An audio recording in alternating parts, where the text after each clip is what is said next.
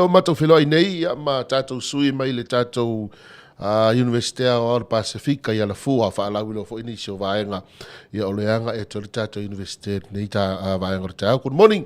Malo le soi fo maruia, malo fo le usu. O mai o lu nei ta ia.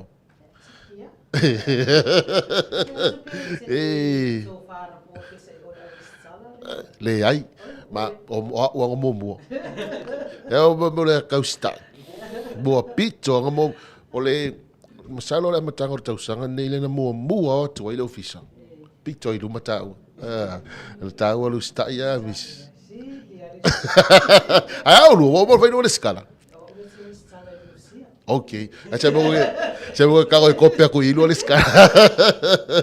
Ya. Saunoia inicio vai ga tau o lo aga i tatu university nei taimi.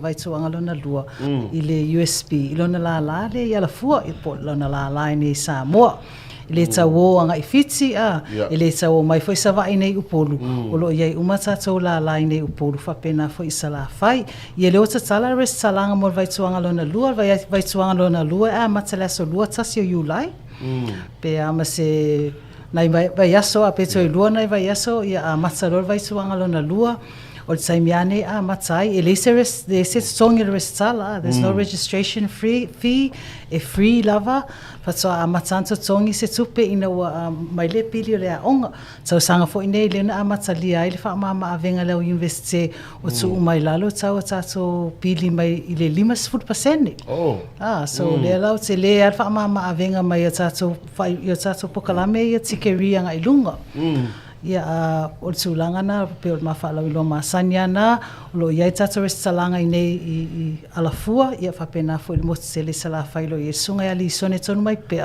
ia o ia le lo nga fa mal restalanga o le vai tuanga lona lua o alum fa na o sala faile tau malanga mal mai se se fo we se alum mas fa na o failon tamamlo tia le nga o alafua ma fainga mal skala e mo ka usu ka ia yes matu wai o le sala le na ma fai ana rest sala mai sala fai le se me ala sa foi nei ya va se me ala su mai mau nei pol ya la tuatia Patrick mo se si va enga ina nei ngalo etsa. Yes, thank you, G. Good morning, everybody. Registrations are now open for semester 2, 2025. Classes start on the 21st of July, so it's very important to start thinking if you want to enroll with us for this semester. Whatever your qualification, whatever you're looking to study, be it foundation level, prelim, or even undergraduate, if you have a degree, now it's time to start thinking about how you can upskill yourself, how you can enter into our master's programs. We have some awesome programs that cater to almost everybody, so it's really important to make that first step. The awesome team at our Alafua Samoa campus is willing to help you, as well as our Svai Center in Salonga. No question is too hard for us. We will support you right from the beginning until the end, so it's important to just reach out to us and get in your queries. The start date again is 21st of July, so we have a few more weeks until then, so it's really good to start making a move if you'd like to enroll with us this semester. So 21st of July, the beginning of the next semester. Yep, that's the first day of So what's the due date of Yep, so the due date will probably be the Friday before the 21st. Okay, okay. O ani si vaenga lau sunga tamaitai tatou university. O le vaenga foi lele.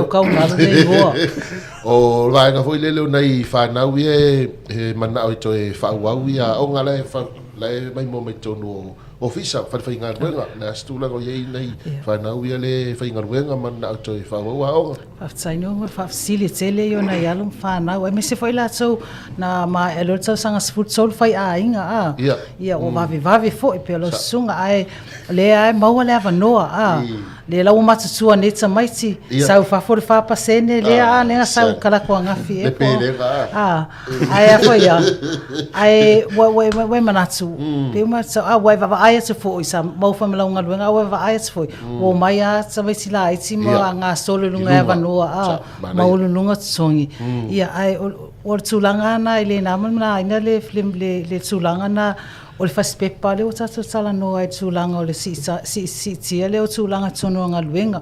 O lo iele avanoa, tele i o pokalami le vaenga le o lo vae le sunga ya Patrick, tūlanga o le upskilling. So o lawa iele knowledge ya oe, wa levana e whenga luenga. Now it's to formalize that knowledge. Ma maua le faspepa ina ia aloa ia. Ia masau masosoani e tūlanga o tongi si itie fo ia tato tongi. O le vaenga la le mature entrance. E paua me mo umbia ese mai vaenga ia le o mai lalo i tausanga whaavai. Ia o le pepa whanau, o le po le passports. E foi nei tama i tai ua fia alu i le whai o tama loa. Ia o le pepa whai puipo wha mo langa le mawhainga i whai o se tama loa, ele o se tama loa. Te waluan tama loa.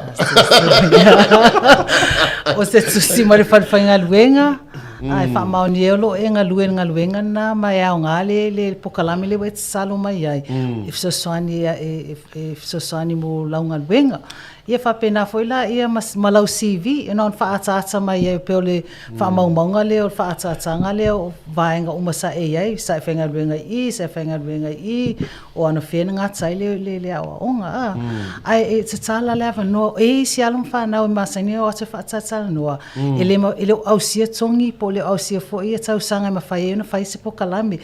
Mātola e mātonga ruenga lava sau avi te mi uma, o tau ma whai lea, e wa aipo o whea se awala, e ma whai e une siel pokalami na te mana o ai. So te mi uma se alwatu ai, I don't think it's te mi uma to whai atu e se tamitisi le ai. We're always about removing barriers to learning. Paddy. Yeah. Yes, definitely removing barriers. We try and find pathways for everybody. So if you feel like you have no hope at all, do come and talk to us. We will find a program for you. We'll find a course for you. We offer a range of different courses, right from the certificate up into your PhD. So whatever your work experience, whatever your educational background, if you finished at high school, if you started your degree and put on a pause, more than welcome to come back and talk with us. There's still a lot of time. There's still a lot of opportunities for you to continue your education. It's not just a straight path that we have to do it straight after high school. A lot of times people finish high school and then they start working straight away. And, this is a perfect opportunity. You have a lot of work experience, this is a good opportunity to come back, upskill yourself. It's the first step is always the hardest, but once you get into the door, once you start balancing your work life and educational pathway, it's going to be a breeze right from the beginning right until you graduate at the end. So don't look at yourself and like, oh, I didn't do this. No, let's break those barriers down. Let's talk. Let's find a way for you to be able to get that qualification. You have the work experience, you've done all the hard work. Now it's actually time to, like G said, to formalize it.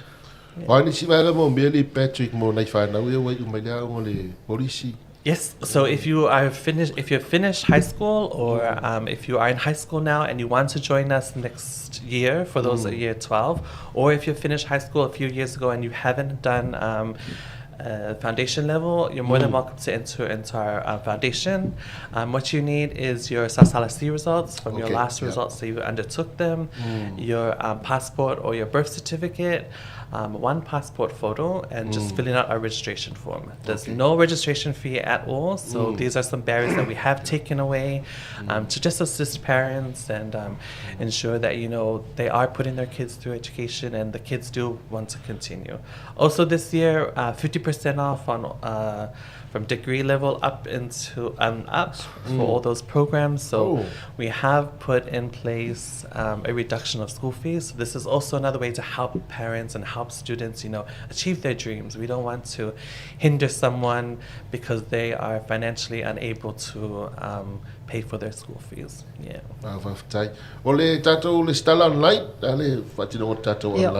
Listala online is so I lungo tatu websites. It's very easy, user friendly. Faya ona fai.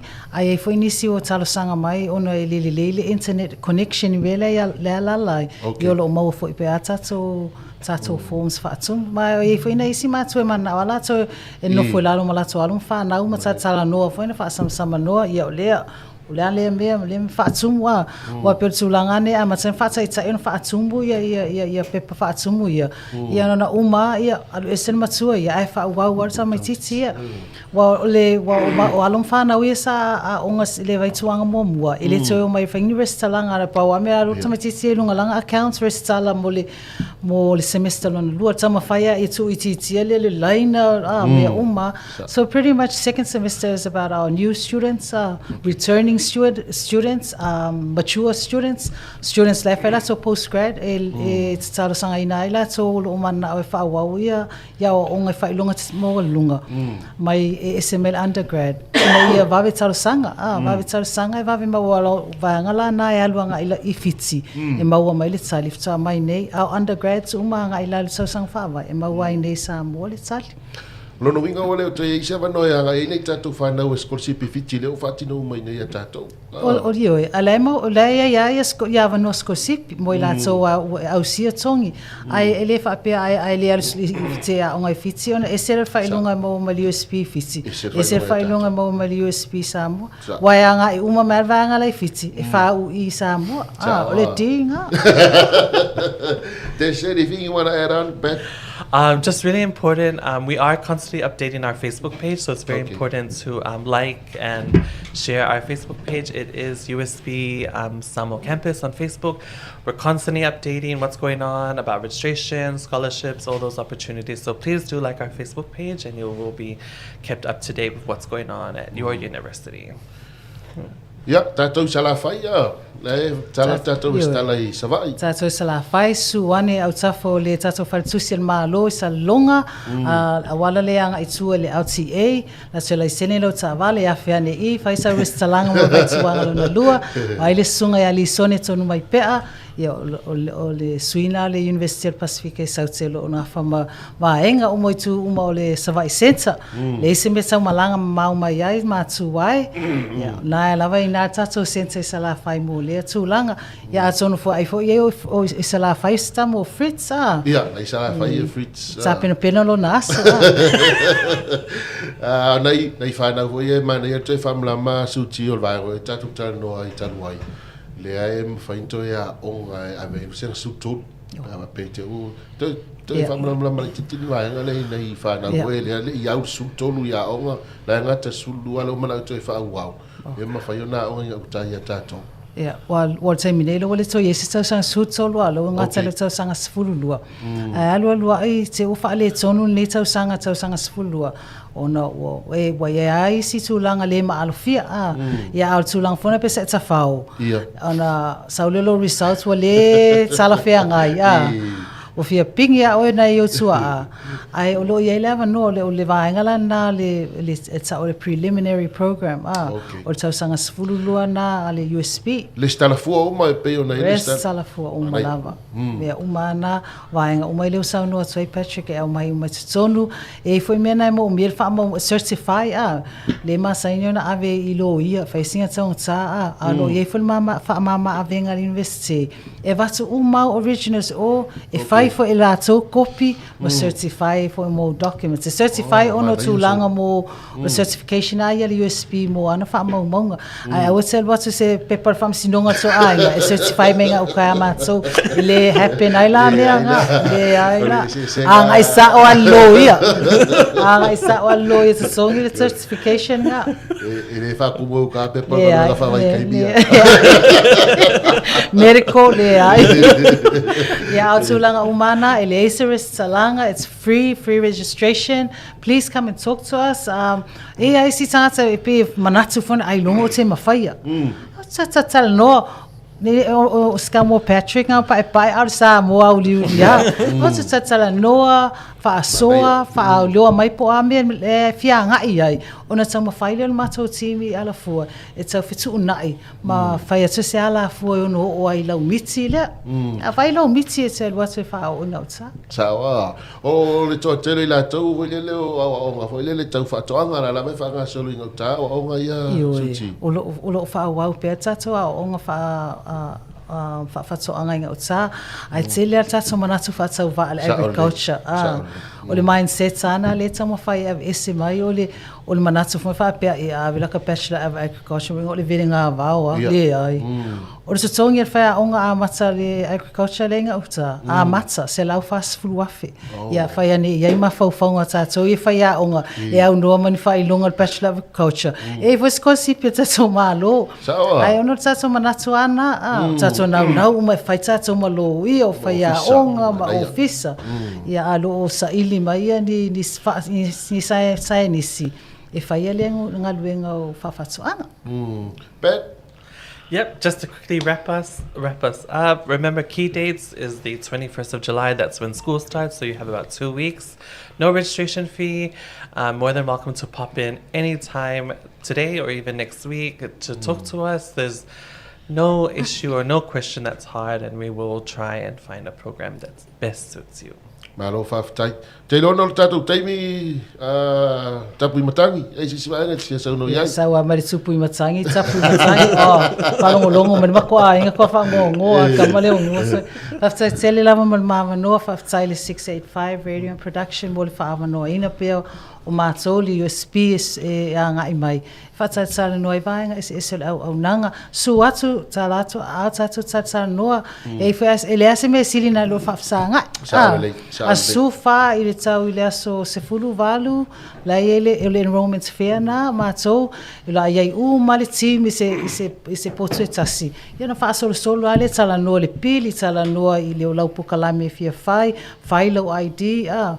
Ai ono le tau mawhaia ina ialu online ia nisi o la tau mawhaia online ele e tumu fo so sua toa pe afia whaatatala noa na alo ava noa for telefoni ai whaatai tele lava mama noa whaatai lau sunga o le whaatasi mai neta e alo whaatia seoeli ma Fritz ngai ngasi la ua alo whaatai ia ua mai mo whaafonga le tunu tele nisi o vaenga tā ua o lo tau whaalawi lo atu e mai sere tātou University o le Pasifika I nei ala fua o ava noa ele to e maua a ole ava noa e whaanga le lei ia ina ia mawhai ona o ina I tātou ma le anga I lumor soifuanga le tātou te iai nei teimi.